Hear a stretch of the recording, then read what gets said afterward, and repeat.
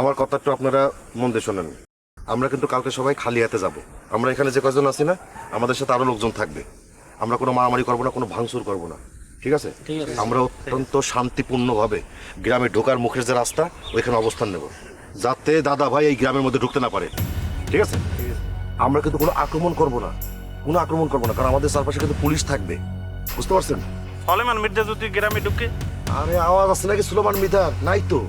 আরে সুলেমান মৃধা তো গর্তে লুকাইছে। আমি শুনছি সেই নাকি লোকজন নিয়ে অ্যাটাক করবে।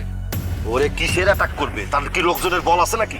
হ্যাঁ শুনুন, ইংরেজিতে একটা কথা আছে, পার্কিং ডগ সেলডম বাইট। মানে কি জানেন? মানে যেই কুকুর বেশি ঘেউ ঘেউ করে সেই কুকুর কিন্তু কামড়ায় না। ওই সুলেমান মৃধা হচ্ছে বার্কিং ডগ। অসুবিধা নেই, আমরা সুলেমান মৃধার ভয় পাওয়ার কিছু নেই।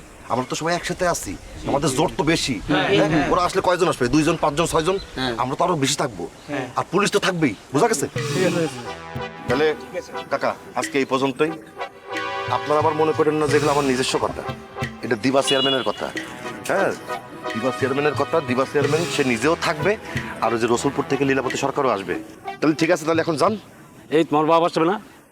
কাকা, আব্বার শরীরটা ভালো না, আব্বার পক্ষে আমি থাকতেছি, অসুবিধা নেই। এখন আর কোনো প্রশ্ন করার দরকার নেই, এলাকার অবস্থা ভালো না, যে যার মতো কাজে যাও। আচ্ছা ঠিক আছে, আচ্ছা ঠিক আছে। যা দাদা।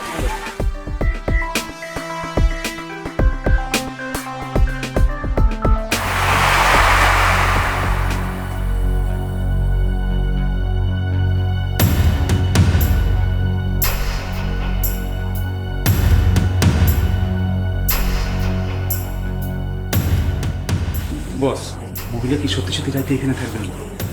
বুঝতেছি না তো, আমি তো কইতেও পারতেছি না যে আপনি চলে যান, বিশেষ করে এই সময়। মহিলা তো আমার পক্ষে কাম করতেছেন, তাই না? এই মহিলা কোন পক্ষে কাম করেন এটা বোঝা মুশকিল। আরে এখন পর্যন্ত তো আমাগুলো কি আছে? তা ছিলেন, কিন্তু এখন কি করবেন? যদি আপনাকে গাদ্দারি করে তাহলে তো আপনি বিপদে পড়বেন বস। বস, আপনি এক কাম করেন, বোনের বাড়িতে যাওয়ার কথা কোন, তাহলে তার নিজের বাড়িতে চলে যাইব। তা হয়তো যাইব, কিন্তু ওই বাড়িতে একলা একটা থাকা। মহিলা তো আবার লীলাবতী সরকারের বাপের খুনের মামলা করছে। বস, এইখানেই তো আমার আলো জ্বলে লাগতে আছে। যেখানে মামলা করবো লীলাবতী সরকার, সেখানে মামলা করছে দিবানন্দিনী। আজব লাগে না? আমারে যা কইছেন তা হইতেছে তিনি ভেতরে ঢুইকা দাদা ভাইরে ধ্বংস করতে চাইতেছে। এগুলো কইতেছে, কিন্তু আসলে কি চাইতেছে সেটা তো জানা দরকার। সে নিজে থেকে রাইতে এই বাড়িতে থাকতে চাইছে, আমার কাছে তো এটাই সন্দেহজনক মনে হইতেছে বস।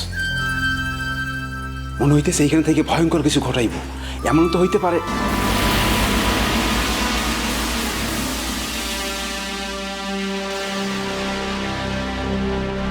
আমি একটু এসআই মুজাহিদের সঙ্গে দেখা করতে চাই। উনি কি যাইতে বলছে? না না, আমার একটু পার্সোনাল দরকার আছে। ও, আমি কি লগে যাবো? কোনো দরকার নেই, আমি একাই যেতে পারবো। জাস্ট 5 মিনিটস কথা বলেই চলে আসছি। রাইত করে একলা যাওয়া না, মানে আমি সোলেমান মিধারে ভয় পাইতেছি। সুলেমান মৃধা থাকলে না আমার কিছু করবে? নেই তো। পুরো বকুলপুর ইউনিয়নের কোথাও নেই সে, অনেক দূরে চলে গেছে। আপনি কি শিওর? ভয় পাচ্ছেন কেন? আমি নিশ্চিত হয়েই বলছি। যাইতে দেন না বস। আচ্ছা ঠিক আছে, যান, আমি কিন্তু টেনশনে থাকুন। বললাম তো, আমি এসে সব বলছি। আচ্ছা।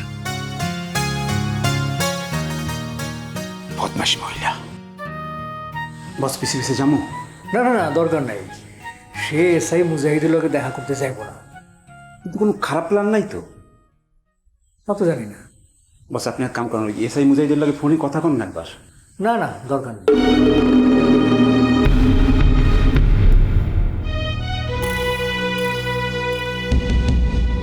দেখি না কি করে। বকুলপুর টিভিতে প্রচারিত হওয়ার পূর্বেই সম্পূর্ণ নতুন এপিসোড দেখুন শুধুমাত্র দীপ্ত প্লেতে।